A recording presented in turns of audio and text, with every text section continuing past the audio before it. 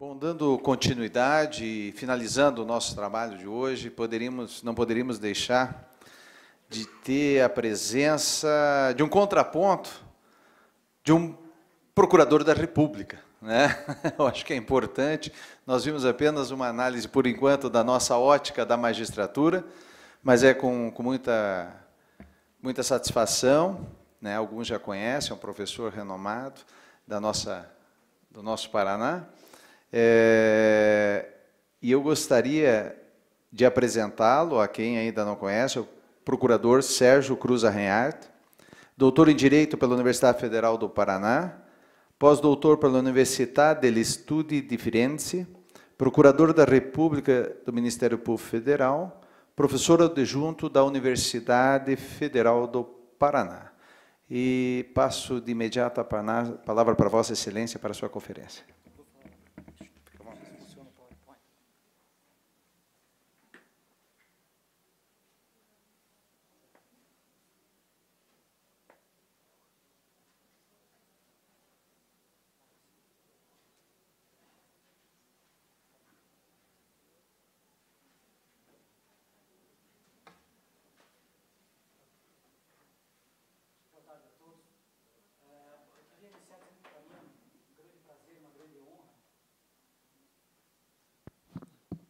Um grande prazer, uma grande honra estar aqui hoje para conversar com vocês todos a respeito do direito e dizer que fico ainda mais feliz por ver o tema que foi escolhido para ser tratado por esse momento de formação dos magistrados, que é a questão humanística.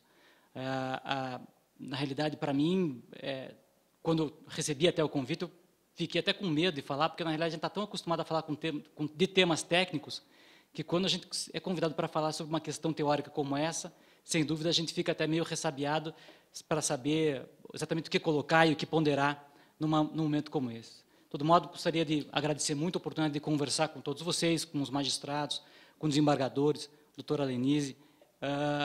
Para mim é uma grande honra, de fato, poder estar aqui hoje.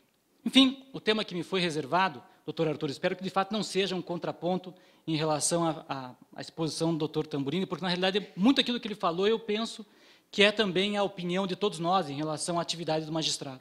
Eu acho que não há dúvida de que a ideia da formação do magistrado para esse novo tipo de litígio, nessa nova visão da jurisdição, é a necessidade que todos nós gostaríamos de ter e de receber do judiciário brasileiro, do judiciário como um todo. De forma que não espero que seja muito diferente daquilo que o doutor Tamburini colocou para vocês até aqui. Na realidade, penso que eu posso apresentar para vocês, no máximo, uma outra visão, uma outra abordagem, mas, no fim das contas, talvez para chegar em grande medida à mesma conclusão a que ele chegou anteriormente. Então, meu tema, na realidade, seria tratar uma visão mais dogmática da formação humanística do magistrado, mas, como eu sou professor de processo civil, eu vou me ater ao tema que, minimamente, eu poderia apresentar alguma coisa para vocês. Eu não tenho condições de apresentar uma visão mais geral, mais ampla para vocês dessa postura do magistrado, dessa visão dogmática do magistrado. Vou, então, tentar fazer para vocês uma abordagem mínima daquilo que eu poderia colocar para vocês sobre o pensamento processual, a dogmática processual tem colocado em relação à formação do juiz atual. Queria iniciar, então, só determinando o centro da análise que eu vou abordar com vocês, que é justamente uma visão de humanismo que centra a pesquisa na ótica do ser humano e do seu livre desenvolvimento por meio do direito. Na realidade, não pretendo tratar com vocês de visões diferentes dessa, embora saiba que existam várias e que existem também várias críticas à ideia de humanismo. Não vou tratar da ideia do anti-humanismo, de outras questões como essa. Vou me limitar a pensar o direito sob a ótica um direito construído a partir e para o ser humano. E dentro desse aspecto, eu acho que nós percebemos ao longo da história facilmente uma abstração dessa perspectiva, e praticamente engolimento da figura do ser humano como centro da atividade desenvolvida pelo direito. Na realidade, para muitos críticos até do direito, inclusive um autor extremamente famoso, que chama-se Michel Miary, há muito tempo desenvolvia uma ideia de que a própria noção de sujeito do direito é uma noção que encobre a figura do ser humano e transforma praticamente todo ser humano em uma abstração qualquer e, portanto, faz uma isonomia formal entre todo o sujeito, capaz de fazer com que o ser humano deixe de existir e passe a se transformar em uma figura abstrata, em uma categoria jurídica abstrata qualquer, capaz de ser administrada até pela economia, que é, na realidade, o que a gente, de fato, percebe hoje em dia. Inclusive, na perspectiva desse autor, em grande medida, a própria noção de sujeito do direito foi uma noção elaborada para permitir uma nova apropriação dos interesses ou do sujeito, né, como se a gente pudesse aqui pensar numa nova forma de escravidão a partir de uma judicialização desse conceito. Porque a partir de quando eu considero o sujeito de direito como um sujeito livre nas suas expressões, em todas as suas expressões, eu posso também considerar que esse sujeito é livre, inclusive para poder alienar a sua força de trabalho, alienar os seus interesses para terceiro e, portanto, de certa maneira, a se reescravizar, como antigamente se fazia por meio da força. É uma perspectiva interessante, mas, de todo modo, o que importa para mim, nessa visão, pelo menos, nessa ideia introdutória, é, de fato, a percepção de como nós acabamos trabalhando com categorias abstratas, ao invés de trabalharmos com categorias concretas, com sujeitos concretos, efetivos, de carne e osso, dentro do direito. E essa é uma leitura que, me parece, tem muito a ver com uma visão praticamente economicista do direito. Não estou falando do problema da relação entre o direito e a economia, porque essa, evidentemente, é necessária e até imprescindível para uma atuação correta e adequada da atividade jurisdicional. Mas o problema é quando nós começamos a ler o direito a partir da economia e a economia começa a usar o direito como um dos seus instrumentos de atuação no campo econômico. E, no fim das contas, em grande medida, é isso que a gente acaba vendo hoje em dia.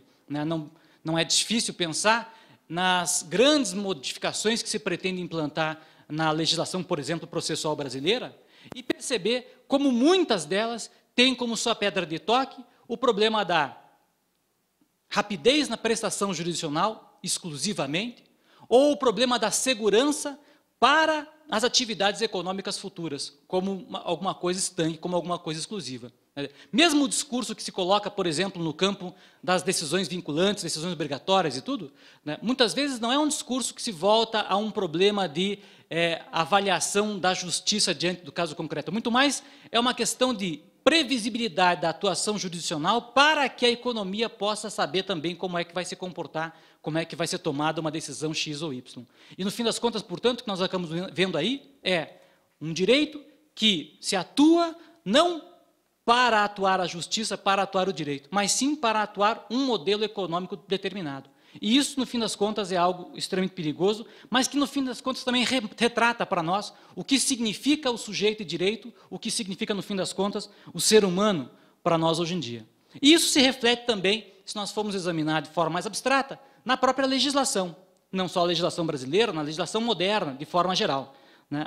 A própria ideia de tecnicismo, a ideia de cientificismo do direito, ela acaba se incorporando na sua expressão maior, que é a ideia de lei, e acaba também determinando o quê? A criação, e isso até pouco tempo atrás era óbvio, era até indiscutível, né? Na própria ideia de que o direito era um direito inteiro, ou seja, era capaz de responder a todas as situações da vida cotidiana da gente, era um direito objetivo e específico, de modo que era clara a condição que era necessária de ser adotada a partir de uma regra jurídica abstrata, quer dizer, essa noção de que o direito era capaz de, sozinho, expressar para mim todo o meu comportamento e me dar a noção daquilo que eu deveria, da forma como eu deveria me comportar, é alguma coisa para nós clássica. Inclusive, é princípio que a gente aprende no primeiro ano do direito, de que o direito é do conhecimento geral, de que todo mundo é obrigado a conhecer o direito e, portanto,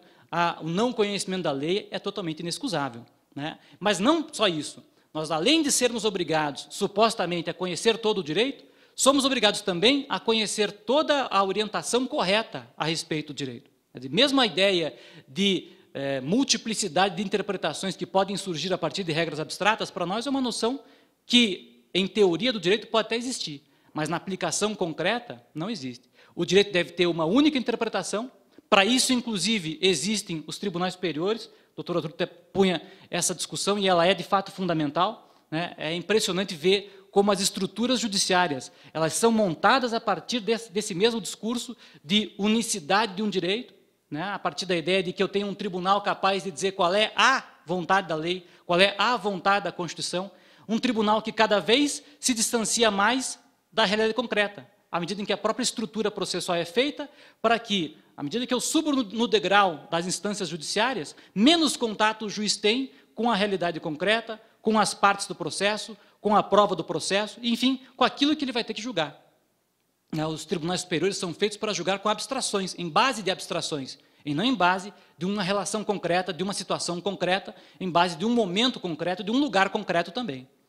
Então, nós criamos toda uma estrutura jurisdicional pensada justamente para uma aplicação mecânica do direito objetivo, para uma aplicação acrítica do direito objetivo, como se o juiz realmente fosse uma maquininha de produzir sentença, uma maquininha de processar, quase fordiana, de processar sentença. Daí, inclusive, o próprio nome processo, hoje em dia, que acaba influenciando muito a própria estrutura do processo atual. O processo praticamente se inicia, e vejam que curioso, o processo brasileiro, e não só o brasileiro, o europeu também, se inicia e pode terminar sem o juiz ter nunca tido contato com as partes do processo, sem nunca ter olhado para a cara do autor e do réu desse processo. Basta que eu tenha figuras que são supostamente os mensageiros das pretensões das partes, esses sujeitos apresentam as teses no processo, essas teses são ou não comprovadas por um determinado mecanismo de prova mais ou menos regulado pelo Código, sai dali uma sentença, sai dali uma decisão de um tribunal, e assim vai por diante até que eu tenha a conclusão do processo, e, eventualmente, ninguém daquele caso teve contato direto com as partes, enfim, com o fato concreto que deve ser decidido. E, no fim das contas, isso reflete muito um conceito ideológico a respeito de processo. A ideia de abstração da atuação do direito, a ideia de neutralidade da figura do juiz, a ideia de um direito que é feito para atingir a todos da mesma maneira, está muito permeada nessa noção aqui.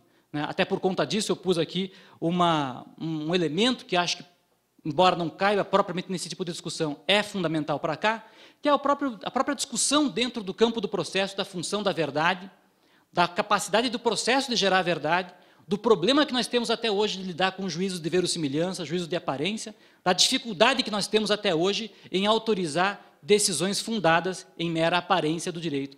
Porque tudo isso reflete o quê? Reflete um juiz mais livre, menos atrelado a uma norma abstrata e, portanto, um juiz, em tese, arbitrário, atuando um direito que não é o direito posto pelo legislador como se imaginava que deveria ser. Esse é o discurso jurídico tradicional com o qual a gente esteve sempre habituado. O problema é que esse discurso tradicional é um discurso que já há muito tempo é um discurso vencido, por várias questões. E a primeira dessas questões é justamente o problema da inserção nessas normas abstratas de conceitos que são conceitos indeterminados. Eu aqui listo só alguns para dar um exemplo para vocês, mas, obviamente, haveria vários exemplos a serem oferecidos, mas, além desses conceitos indeterminados, é mais interessante, talvez, a gente pensar nos critérios que são critérios para a apuração ou para o preenchimento desses conceitos, que são critérios ainda mais abstratos, ainda mais indeterminados, a exemplo dos critérios de proporcionalidade e de razoabilidade. Quem daqui não é capaz de, a partir de um critério de proporcionalidade, chegar à conclusão que queira em relação ao litígio que queira, qualquer que seja? Bem assim, em qualquer tipo de litígio. Eu dou um exemplo de um caso do qual até eu participei. Um caso que envolvia a Estrada do Colono, que é uma estrada que a gente tem, uma estrada interna ao Parque do Iguaçu. Nesse caso, a gente tem duas decisões, as duas fundadas exclusivamente no critério de proporcionalidade, uma dizendo que essa estrada tem que ser fechada, uma dizendo que essa estrada tem que ser aberta. O critério é o único, o argumento é o único, é sempre o mesmo. Só que as duas decisões são diametralmente opostas. No fim das contas, o que a gente vai ter aí? A gente vai ter uma abertura praticamente para dizer, faça o que você quiser, porque a rigor não tem padrão nenhum, não tem parâmetro nenhum para você chegar à conclusão que queira. E muitas vezes se vê em várias decisões, sobretudo de tribunais superiores, o emprego desses critérios sem maior cuidado, sem uma maior justificação, para justamente demonstrar como essa ideia de que uma norma abstrata é capaz de regular a nossa conduta é uma ideia já vencida. Ao lado desse problema, a gente vai ter N outros problemas, como mesmo o problema de saber até que ponto o processo é capaz de chegar a um juízo que se aproxime do conceito de verdade, como a filosofia imagina essa verdade absoluta. Obviamente, um processo não é montado para esse fim e nem chega a esse fim. Basta pensar em problemas que nós teríamos em qualquer tipo de processo, a respeito, por exemplo, de limitações de prova, limitações quanto ao próprio conteúdo da discussão probatória, né, fatos que são incontroversos, fatos que não são deduzidos no processo, que o juiz não possa conhecer de ofício, etc, etc, etc. O processo não foi modelado para encontrar a verdade, essa verdade absoluta. Ele foi modelado para um outro objetivo, para um outro fim. Né? No fim das contas, a gente, portanto, vai ter uma dificuldade muito grande em tentar imaginar que esse processo realmente é capaz de atingir uma verdade e que, a partir dessa verdade, é capaz de atingir também uma norma abstrata, aplicar uma norma abstrata a partir de um juízo de subsunção. De todo modo, essa visão tradicional de direito acabou também nos levando a uma visão também tradicional da função jurisdicional. Aqui, vocês têm alguns exemplos, algumas ideias a respeito do que seria a função jurisdicional na perspectiva clássica de autores que são extremamente famosos, como a ideia de atuação do direito, a ideia de justa composição da lide, a ideia de produção de coisa julgada, de estabilidade da decisão, a ideia mais moderna do Fazzolari de proteção do contraditório e participação das partes. Enfim, noções que são, todas elas, de certa maneira, atreladas a esse conceito clássico da maneira como atua o direito objetivo, da maneira como é realizado o direito objetivo.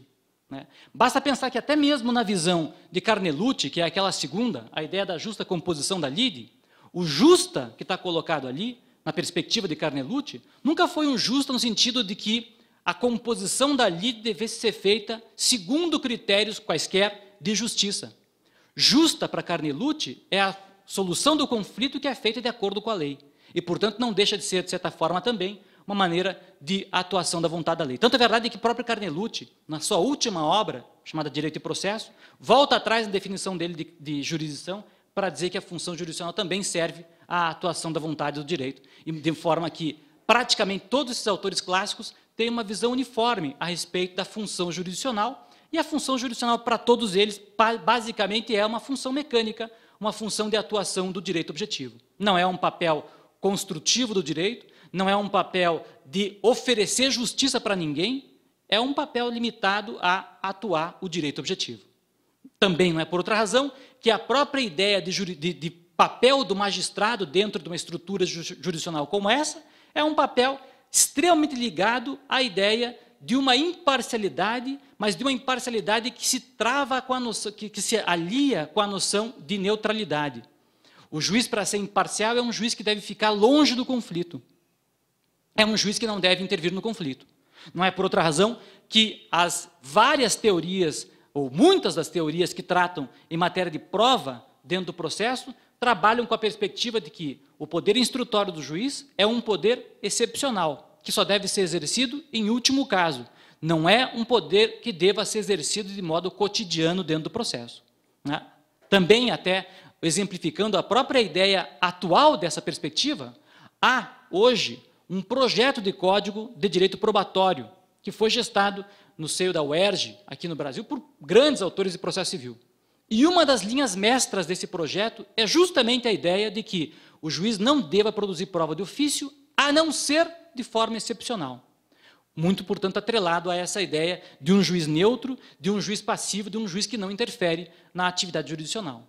Lembrem que, dentro da própria estrutura do Código de Processo Civil, poderes amplos do magistrado para efetivar decisões só foram oferecidos para ele depois de 94. Até então, a gente tinha poderes muito limitados para situações muito pontuais, né, em que o magistrado tinha algum poder de intervir na esfera privada de alguém. Como regra geral, o poder maior era sempre oferecido para as partes e a preservação maior sempre foi a preservação da liberdade individual. No projeto de Código de Processo Civil, não é diferente também a figura como nós vamos ter. Né? Se os senhores tiverem curiosidade de ver essa questão mais adiante, vão notar que uma das linhas também mestras do projeto do Código de Processo Civil é a ampliação do poder das partes em relação à gestão processual e, consequentemente, a diminuição do poder do magistrado na gestão do processo. A tal ponto, isso é verdade, que a gente vai ter uma regra, por exemplo, se o código for aprovado do jeito que está, uma regra que diz que as partes podem, de comum acordo, deliberar, mesmo sem a intervenção do magistrado, desde que o direito seja disponível, a respeito de direitos, obrigações, ônus e deveres processuais. E o juiz é obrigado a aceitar tudo isso daí sem poder sequer questionar, a não ser em 2 casos muito pontuais, que são a hipótese em que essas convenções estejam colocadas em contrato de adesão e as hipóteses em que haja manifesta vulnerabilidade de uma das partes. Só nesses 2 casos. De outra parte, as partes poderiam, inclusive, por exemplo, dispensar o dever de boa-fé processual, dispensar o dever de lealdade processual, e o juiz não pode fazer absolutamente nada num caso como esse, pelo menos na perspectiva do projeto que está quase para ser aprovado por aí.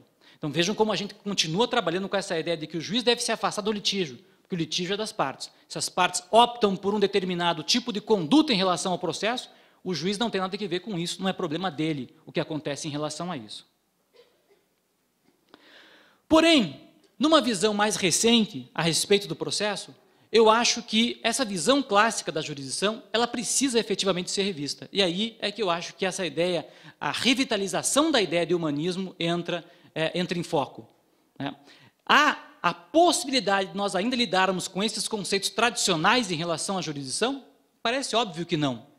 O processo civil brasileiro foi todo ele montado para uma estrutura de problemas, de conflitos, que praticamente hoje não existe mais na sua visão, na sua formação antiga, na sua formação clássica.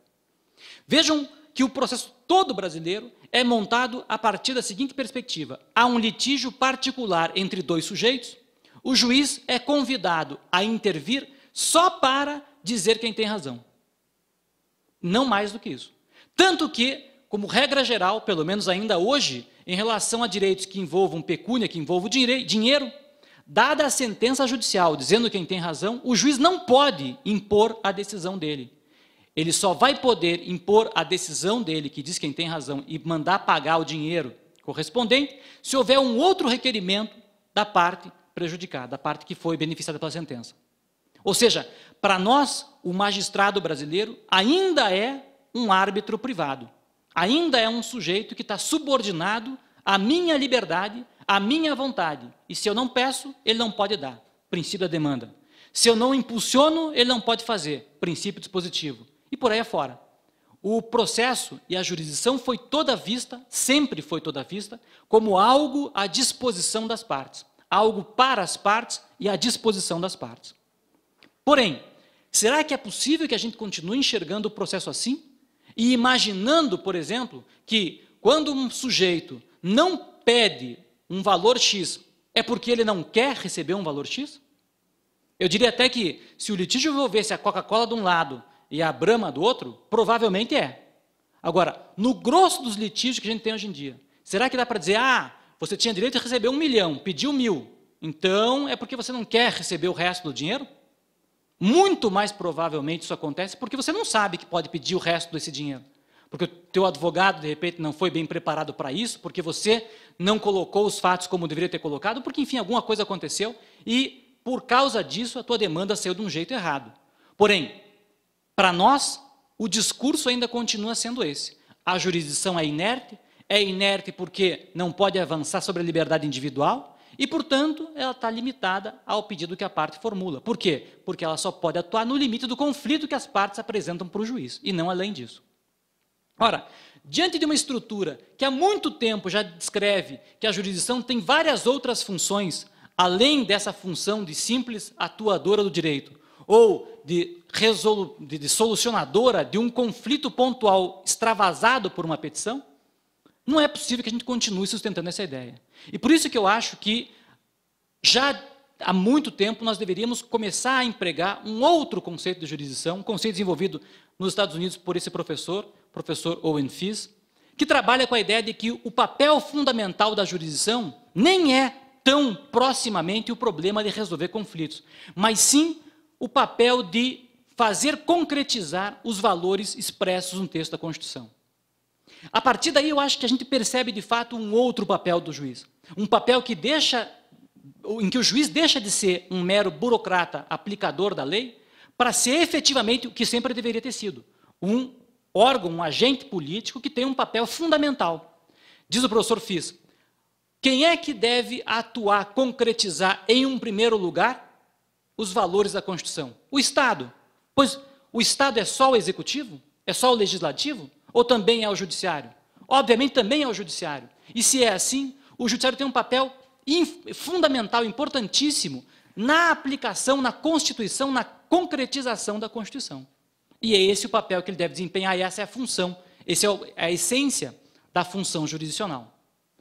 Lida a partir dessa perspectiva, e lógico, a partir de uma série de desenvolvimentos dessa teoria que ele elabora, parece óbvio que o juiz deixa de ser aquele sujeito passivo e passa a ter um papel importantíssimo dentro da estrutura de atuação do direito positivo, sobretudo do direito constitucional.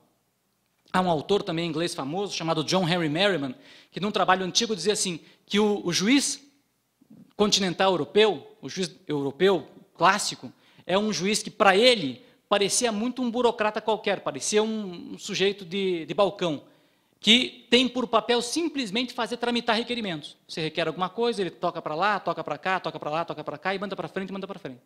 Enquanto que, na ótica dele, o juiz anglo-americano é, de fato, um agente político que interfere nas decisões, nas escolhas políticas e que interfere, enfim, na política de forma geral. E é mais ou menos esse papel que hoje se defende como sendo um papel que deveria também ser assumido, e deve ser assumido, já devia ser há muito tempo assumido, pelo judiciário da Europa continental e dos países que seguem essa tradição da Europa continental. Daí porque, né, parece que essa noção de passividade do magistrado, essa noção de distanciamento do juiz em relação ao litígio, começa a perder a sua força e ressurge a ideia da pessoa humana como centro da atividade jurisdicional, da atividade do Estado.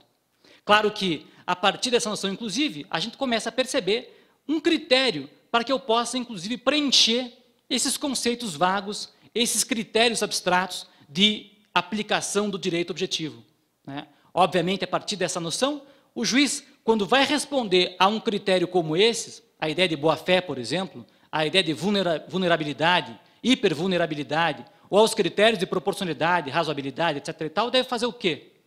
Deve, ao máximo possível, evitar escolhas pessoais e optar por escolhas que sejam efetivamente institucionais, escolhas que sejam da instituição Estado brasileiro. E onde é que estão essas escolhas? Normalmente estão inseridas no texto constitucional ou podem ser deduzidas do texto constitucional. É mais ou menos essa leitura também que ele faz, que o professor Owen Fisz faz numa outra pesquisa. Enfim, a partir dessa ideia, o processo passa de um instrumento burocrático e meramente formal de solução de litígios para um instrumento efetivamente de resolução de controvérsias, de aplicação do direito constitucional a partir de uma noção de colaboração muito mais eficiente. Os sujeitos cooperam entre si para a aplicação desses valores constitucionais concretamente de forma legítima. E acho que daí o processo começa a ter uma outra visão, a ser outro tipo de processo. Tomada essa noção de forma muito simplificada e muito sumária, eu acho que também a gente começa a perceber o seguinte, que o próprio texto constitucional, se é o objetivo da função jurisdicional a sua aplicação, o próprio texto constitucional começa ou percebe a importância não só do indivíduo na sua acepção individual, na sua acepção única, mas sim na sua integração no meio social. E a partir daí a gente pode também ter uma leitura da ideia de um humanismo coletivo, um humanismo social, um humanismo comunitário, um humanismo que deixa de pensar o indivíduo enquanto um centro único de interesses e passa a pensar o indivíduo também inserido num determinado meio. E aí, para o campo processual, naquilo que importa para a minha pesquisa especificamente, ressurge a ideia, né, da força da importância e do relevo da proteção coletiva, né, das tutelas coletivas de forma geral, da atuação jurisdicional a partir de um prisma coletivo. Não vou ter tempo de examinar essa questão a fundo com vocês, mas gostaria apenas de salientar alguns pontos. O que é que nós fizemos no direito brasileiro em relação ao direito coletivo, ao processo coletivo? Nós individualizamos o processo coletivo. A gente, muito por conta da influência que a gente teve, da forma como nós recebemos a ideia do processo coletivo, que foi a Itália, o que nós fizemos? Nós criamos categorias individuais capazes de albergar a noção de interesses coletivos e transformamos direitos que são coletivos em direitos individuais. O que é típico do direito individual? A ideia de dualidade. Eu tenho um credor, um devedor, um proprietário, um não proprietário. cada um dos polos da relação processual. Um parcial para um lado, outro parcial para outro lado, o juiz como um sujeito equidistante das partes. Essa é a nossa noção de estrutura de um processo individual. Um autor que pede, um réu que resiste, um juiz que julga, e ponto. Um autor que tem o domínio do seu interesse, um réu que tem o domínio do seu interesse e o juiz que tem que aplicar o direito concreto a esses dois casos. O que é que nós fizemos em relação ao processo coletivo? A mesma coisa. Nós temos um autor que defende um interesse coletivo que foi categorizado em 3 grupos, mas é supostamente o responsável pela proteção desse valor coletivo. Um réu que resiste a essa pretensão e um juiz equidistante de todo mundo que deve decidir aquela pretensão ou aquela resistência que foi deduzida aí. Ou seja, para nós, continua sendo um processo de partes. Eu, o Ministério Público, por exemplo, posso nunca ter ouvido os interessados ou os supostos substituídos, como nós chamamos, de um determinado interesse coletivo. No entanto, eu posso, só pelo fato de ter feito um concurso para o Ministério Público, dizer o que toda uma comunidade tem e merece, independentemente de saber se realmente essa é a vontade dessa comunidade ou não é. Eu posso, por exemplo, chegar amanhã no meu trabalho, ajuizar uma demanda dizendo que ninguém mais pode fumar, porque eu acho que para todo mundo não fumar é melhor, e ponto. Eu ajuizo uma demanda, se eu pegar um juiz que vai com a minha cara, é capaz que ele dê uma liminar, e amanhã ninguém mais fuma no país. E eu nunca ouvi ninguém a respeito disso, eu nunca constituí uma discussão séria a respeito desse tema, mas só pelo fato de eu ser dos legitimados previstos na lei para esse fim, eu tenho essa prerrogativa legal. Notem, portanto, isso é um processo individual, isso é um processo trabalhado da maneira, sob a ótica de quem é titular do direito e, portanto, lida com o seu próprio direito. E assim eu peço o que eu quero, do jeito que eu quero, quanto eu quero. Eu vejo um dano ambiental, se eu pedir para o juiz 1 milhão, ele não pode me dar 2 milhões. Se eu pedir 100 mil, ele não pode me dar 1 milhão. E por assim, e por aí vai. Por quê? Porque nessa lógica, eu sou titular do direito. Eu peço o quanto eu quero, porque o direito é meu. Só que ele não é meu. Sob essa lógica, ou tem razão o autor, ou tem razão o réu. Nunca pode acontecer uma hipótese em que todo mundo tenha razão, ou que ninguém tenha razão. O juiz, portanto, não pode se afastar de dizer sim ou não para o meu pedido. Ele não pode dizer, o autor não tem razão, o réu não tem razão. O certo seria uma outra alternativa. A gente tem visto muito frequentemente hoje demandas assim, determinado conselho, especificamente o conselho de enfermagem, ajuiza a ação contra um hospital do interior dizendo assim, esse hospital falta enfermeiro, tinha que ter não sei quantos enfermeiros, só tem não sei quanto. Então fecha. Fecha porque não tem a quantidade suficiente de enfermeiros para atuar 24 horas. Bom, o juiz, num caso como esse, não tem, pela lei brasileira, a prerrogativa de dizer, bom, eu não posso fechar o hospital, porque isso aí vai deixar uma população imensa sem atendimento. Mas também não posso deixar essa coisa funcionar assim, até porque isso pode ser até prejudicial para esse grupo de pessoas. Então, vou criar um mecanismo capaz de dizer que, pela cada X de tempo, vai ter que ser contratado mais pessoas, ou vamos ter que solucionar essa questão de outra forma, X ou Y ou Z. Não pode fazer isso, porque a função dele é dizer sim ou não para o meu pedido. No entanto, essa é uma visão obviamente limitada da função jurisdicional e atrelada a essa ideia individual da função jurisdicional. Uma ideia que está totalmente vencida.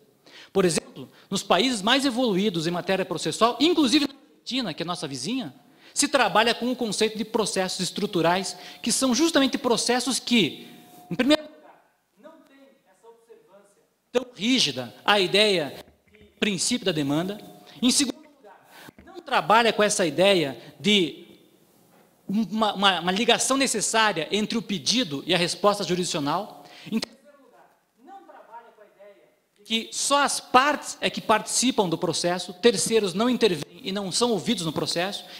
Trabalha realmente com uma ideia de um processo que foi modelado para lidar com esse tipo de litígio, com essa ideia de direitos coletivos.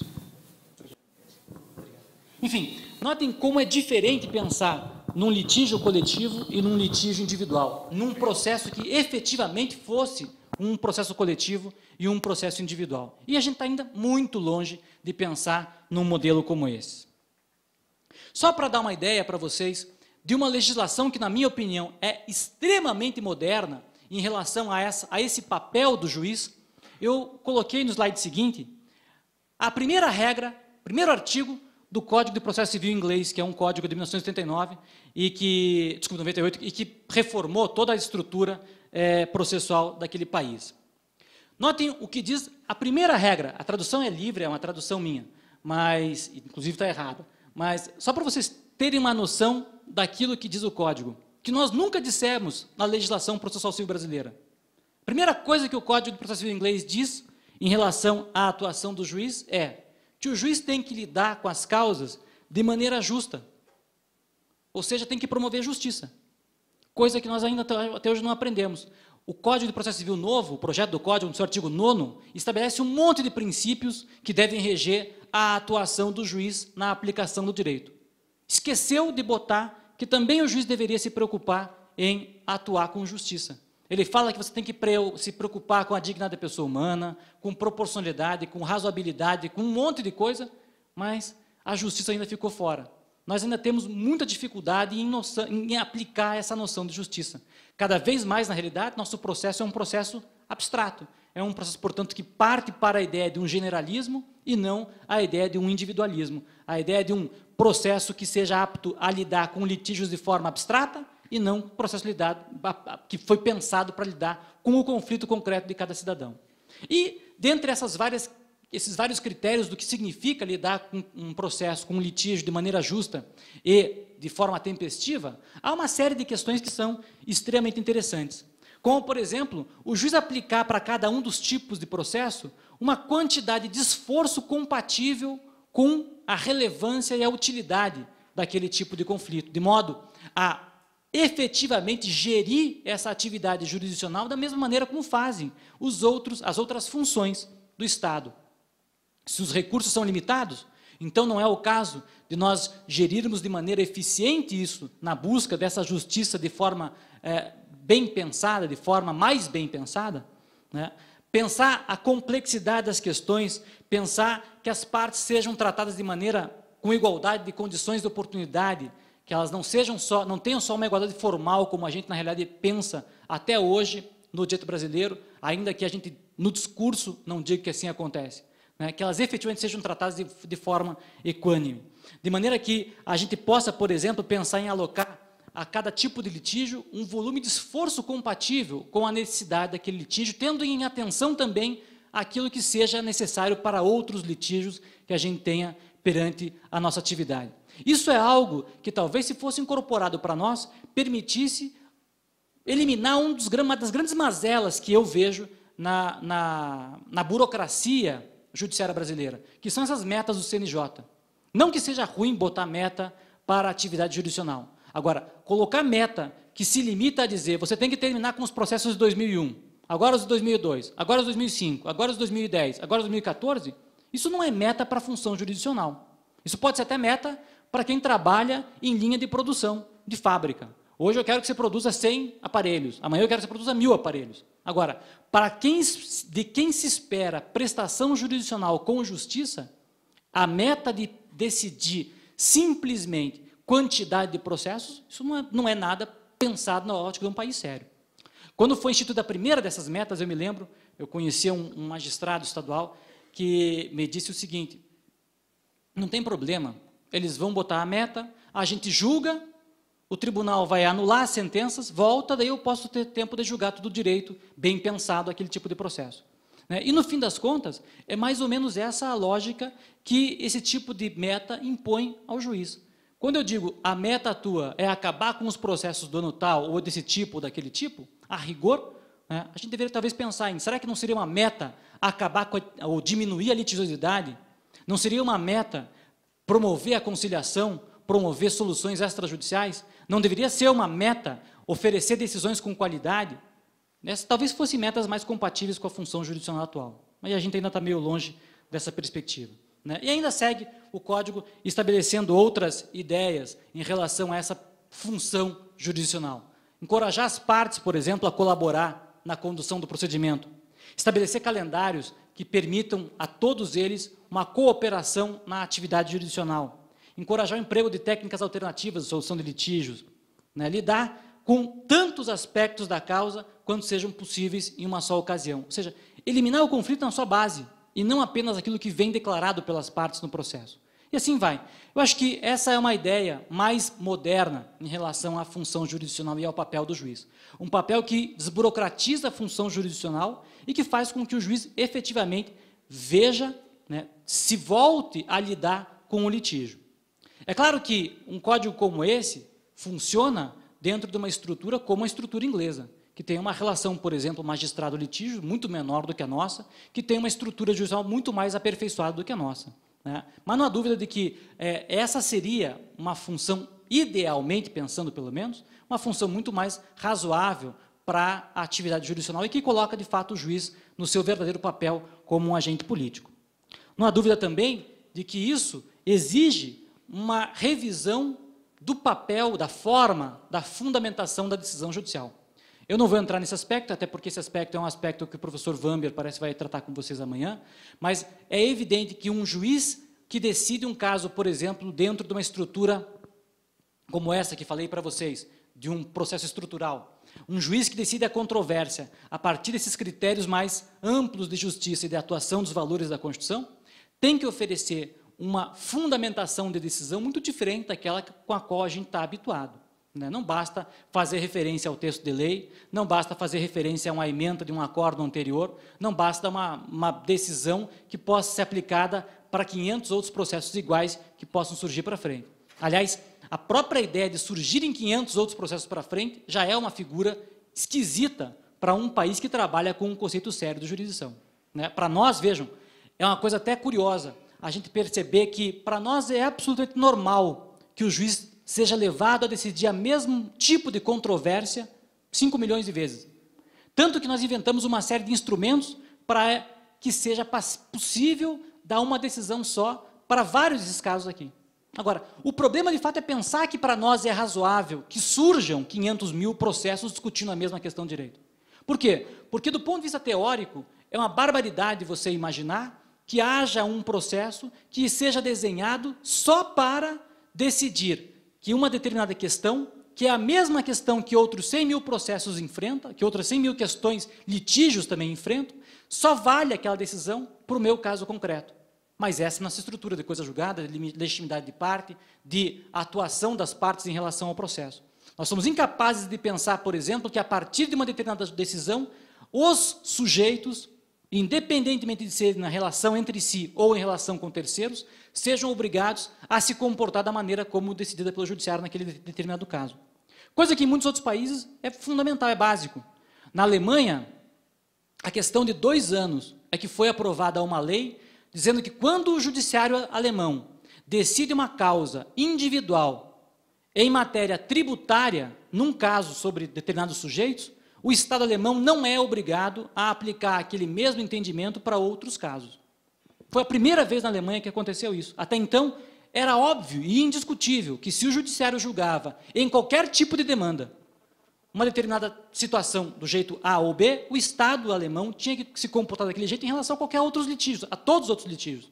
Hoje, para a matéria tributária, é que ele não precisa mais fazer isso. E ainda assim, essa é uma norma extremamente criticada na Alemanha. Então vejam como a gente está longe de uma visão, vamos dizer assim, mais recente, mais atual do papel da jurisdição brasileira. Mas, sem dúvida, dentro de uma estrutura como essa, a motivação da sentença, a justificação da atividade jurisdicional, até porque é o papel mais importante para a legitimação desse papel desempenhado pelo juiz, ela assume uma função essencial. Claro que essa é uma questão complexa, vocês provavelmente vão ver amanhã com o professor Wamber a forma como essa questão, inclusive, foi tratada no projeto do Código do Processo Civil, e eu tenho pena dos juízes que estão aqui hoje, porque fazer sentença depois do Código vai ser um inferno, mas, enfim, parte pelo menos daquilo, parte pelo menos da ideia de que a sentença tem que ter outra forma de justificação, eu acho que realmente tem muito a ver com essa nova visão da função jurisdicional. Eu vou ficar por aqui, até porque espero que, quem sabe, tenha alguma dúvida ou alguma pergunta, para poder permitir um diálogo com vocês, mas agradeço demais a atenção e a paciência que vocês me dispensaram. Obrigado.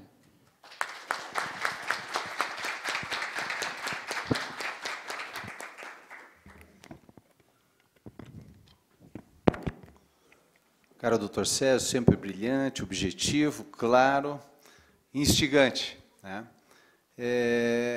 Parabéns e agradeço a sua gentil, aceitou de plano o nosso convite, com todos os seus afazeres em Curitiba. Eu acho que eu gostaria apenas de indagar uma curiosidade em relação ao novo Código de Processo Civil. Será realmente aprovado esse código ou é uma utopia para o ano que vem, ou para próximas negociações dentro de um novo Congresso Nacional?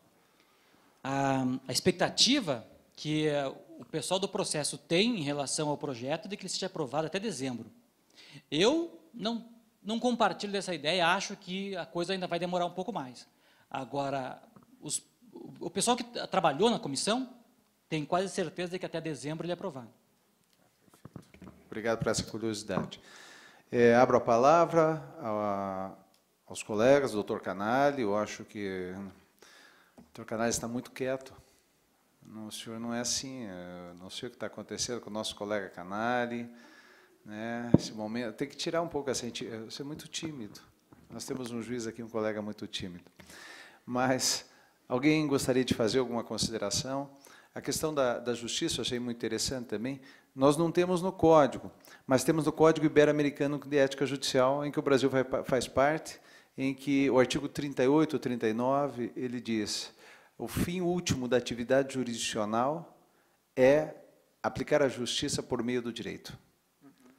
É interessante, porque ao mesmo tempo que ele abre o espectro, ele restringe no âmbito da ciência do direito. Então, agora, como fica, na sua visão, qual vai ser a formação do magistrado diante desse novo Código de Processo Civil, numa formação mais técnica, mais ativista, menos ativista? Já vimos na sua perspectiva aí que há vamos dizer, uma restrição, de certa forma, se passar desta maneira como colocou, em relação ao ativismo. Mas haverá alguma válvula de escape para uma formação ativista do magistrado no novo processo? Na realidade, o Código atual já é muito limitador em relação ao juiz. E o que a gente vê na prática é que a jurisprudência acabou criando uma estrutura mais ampla em relação ao papel ativista, até o ativismo judicial. A gente vê o Tribunal da Quarta Região, inclusive, como um expoente em relação a isso. Né? Tem um caso que é muito famoso, que é de Criciúma, que envolve a bacia carbonífera de Criciúma, e uma ação estrutural que foi proposta lá, que é famosíssima e, na minha opinião, extraordinária. Né? Essa autorização, por exemplo, que se dá, e que até virou comum, de matéria previdenciária, por exemplo, o tribunal conceder um benefício que não é exatamente o que a parte pede, portanto, em princípio, violando o princípio da demanda. Fazer em matéria de medicamento, que você tem que, a cada período de tempo, comprovar a necessidade, violando de novo o princípio da demanda, etc., que são coisas totalmente razoáveis. Né? Essas figuras foram criadas à revelia de uma estrutura de direito positivo formal, né? E que vai continuar, na minha opinião, existindo da mesma maneira. Eu vejo, de fato, que o projeto do Código, ele é muito mais limitador em relação ao papel do juiz. Mas acho que a jurisprudência vai continuar conseguindo contornar essas dificuldades e abrindo espaços para que esse tipo de medida aconteça, até porque elas são, acho, muito necessárias.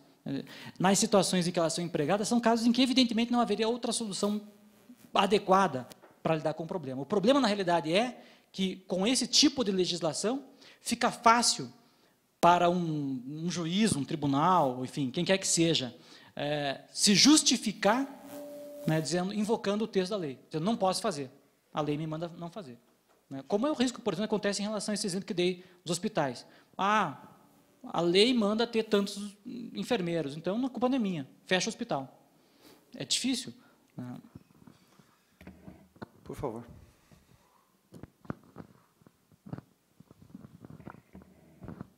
Boa tarde. Eu gostaria de fazer uma pergunta, parabenizar pela conferência, e fazer uma pergunta, se entendi bem.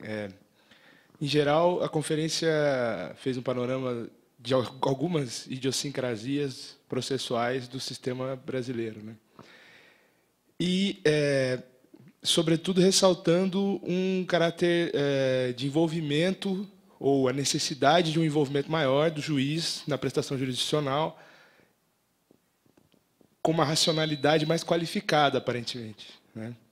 E é exatamente essa questão. Esse juiz mais ativista, ou esse juiz que se constitui como um poder político da República, que tem o dever de fazer a melhoria social acontecer de fato, esse juiz precisa de uma justificação cada vez mais qualificada, de uma racionalidade por trás dessa justificação cada vez mais qualificada. Como que isso fica em relação à racionalidade das decisões das cortes, que, em geral, se tornam... que são tão profusas que tornam o debate público quase impossível, ou o debate público quase irrealizável. Você pode ter uma decisão por maioria de votos, ou absoluta maioria de votos, em que cada um desses votos tenha sido justificado de uma maneira distinta, embora todos eles tenham caminhado para um mesmo resultado. Quer dizer, isso gera um déficit de racionalidade pública, né? Como fica essa questão em relação ao sistema atual? Se isso tem que mudar, como é que o funcionamento das cortes? Né? Na realidade, essa ideia de jurisdição que eu apresentei para vocês é uma ideia de jurisdição pautada num critério teórico e que deveria orientar as estruturas, vamos dizer assim, organizacionais de todo o Estado. Por exemplo, isso deveria implicar, inclusive, uma revisão da própria estrutura procedimental. O procedimento não pode ser visto desse jeito como é, né? A partir dessa leitura, por exemplo, a ideia de audiências públicas ela é fundamental. E a ideia de partes, num processo estrutural como esse, é nada. Eu, autor da demanda, só sou o que vai cutucar lá o juiz, faça alguma coisa, porque tem um problema aí que você não viu ainda, que tem que ver, tem que fazer alguma coisa. Então, realmente, dentro de um processo partindo dessa perspectiva, há necessidade de toda uma revisão de uma série de estruturas, inclusive do papel dos tribunais. Não que o papel dos tribunais deixe de ser um papel, inclusive, de uma revisão de um eventual desacerto da decisão de primeiro grau, coisa que valha, né, do tribunal local, estou falando especificamente. Mas é claro que, se o juiz de primeiro grau tem um dever de fundamentação amplo como esse, obviamente o tribunal tem o mesmo dever. E a mesma necessidade de colaboração e de coparticipação dos sujeitos na primeira instância também deveria haver na segunda instância. O problema maior vai ficar sempre para as instâncias superiores, porque à medida que você sobe, você torna mais abstrato o problema. A questão, nos países que têm tratado com essa ideia, é limitar o papel das cortes superiores nesse tipo de processo. Eles não devem intervir como regra, e só em casos excepcionais, em caso de manifesta violação de texto constitucional, por exemplo, coisa que valha, é que eles deveriam, de fato, intervir.